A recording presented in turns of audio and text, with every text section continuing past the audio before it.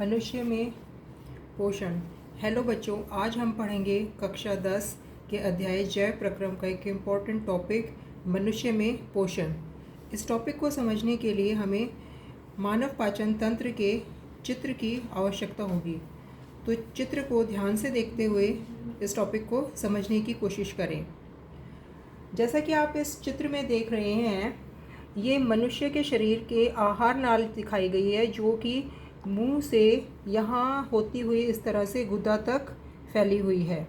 अब ये आहार नाल की लंबाई, अगर वो कोई पूछता है कि कहाँ से कहाँ तक है, तो आप कहेंगे आहार नाल की लंबाई मुंह से गुदा तक होती है।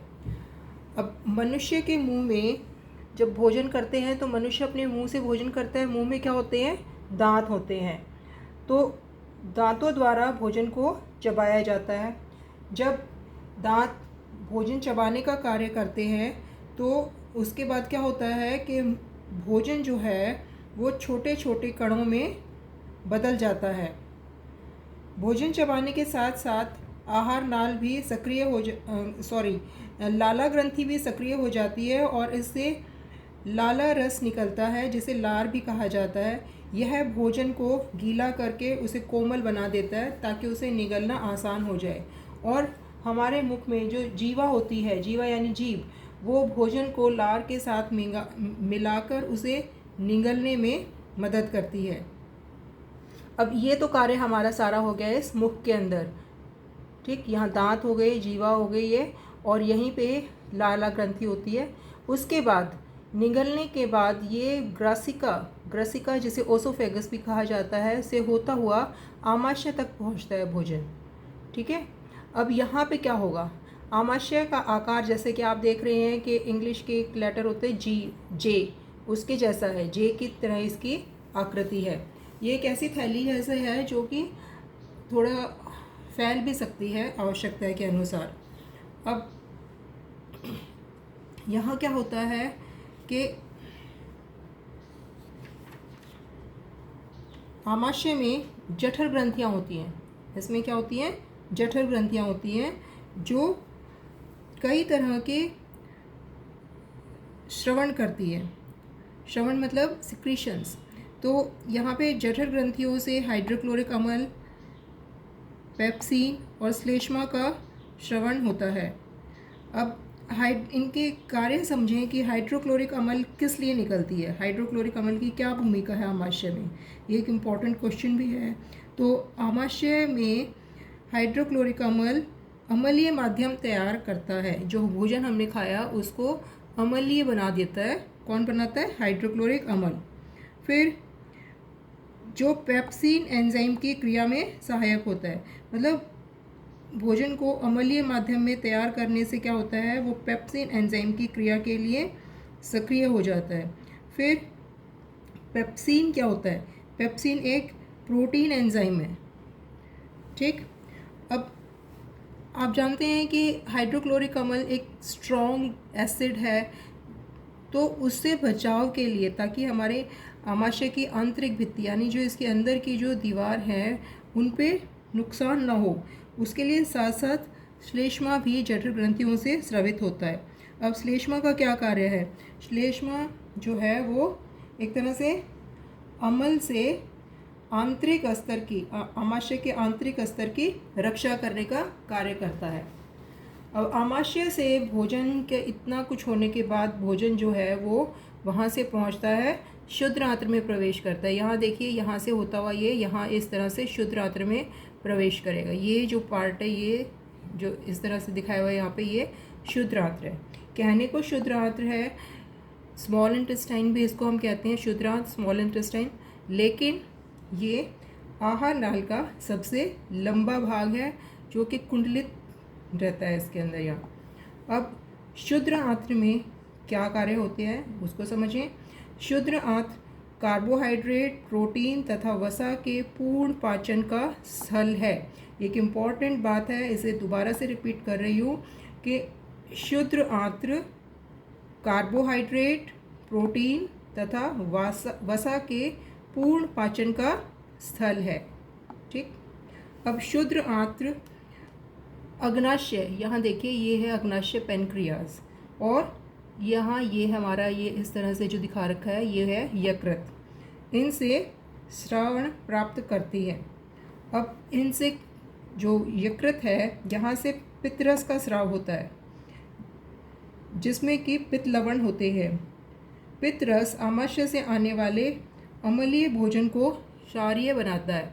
आमाशय से हमने पढ़ा था ना कि HCl अम्ल होता है, वो भोजन को अम्लीय माध्यम प्रदान करता है। तो वहाँ से जो भोजन आया यहाँ पे शुद्ध आंत्र में वो कैसा था, अम्लीय था। तो उसको क्षारीय कौन बनाता है, उसको क्षारीय बनाने का कार्य करता है पित्तरस, जो कहाँ से स्रावित हो रहा है, यकृत से। यकृत से यहाँ देखिए यकृत में पित्तरस स्रावित होता है, और यहाँ पे ये पित्ताशय है। पित्ताशय का कार्य है पित्तरस को स्टोर करके रखना, जिसे हम गॉल ब्लैडर भी कहते हैं। यहाँ से पित्तरस जो बनेगा वो इसमें स्टोर रहता है, और आवश्यकता के अनुसार यहाँ से होता हुआ शुद्ध आंत्र तक पहुँचता है। अच्छा, एक कार्य तो हो गया पित्तरस का, क्या है कि भोजन को, अम्लीय भोजन को क्षारीय बनाता है। दूसरा कार्य, एक इम्पॉर्टेंट कार्य और है इसका, वो है वसा की बड़ी गोलिकाओं को, वसा की जो बड़ी गोलिकाएं हैं उनको छोटी गोलिकाओं में खंडित कर देता है।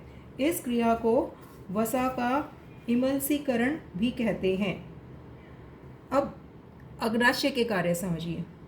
अग्न्याशय क्या होता है, इससे ये पेनक्रियाज जो है यहाँ पे इस तरह से दिख रहे हैं, यहाँ से अग्नाशयी रस का स्रवण होता है, जिसमें प्रोटीन के पाचन के लिए ट्रिप्सिन एंजाइम होता है, तथा इमल्सीकृत वसा का पाचन करने के लिए लाइपेस एंजाइम होता है।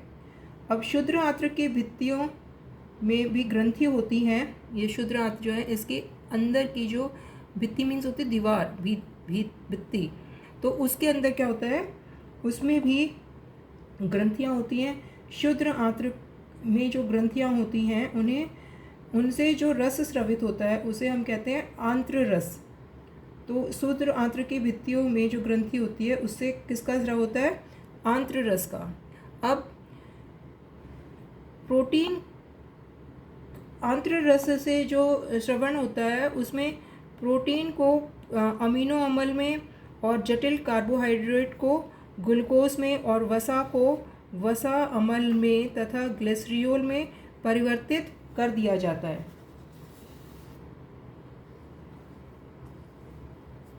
अब इसके बाद ये सब कार्य, जब हमने अभी पढ़ा है कि अग्नाशय शुद्र आंत्र में जो है किस किस का पाचन हुआ,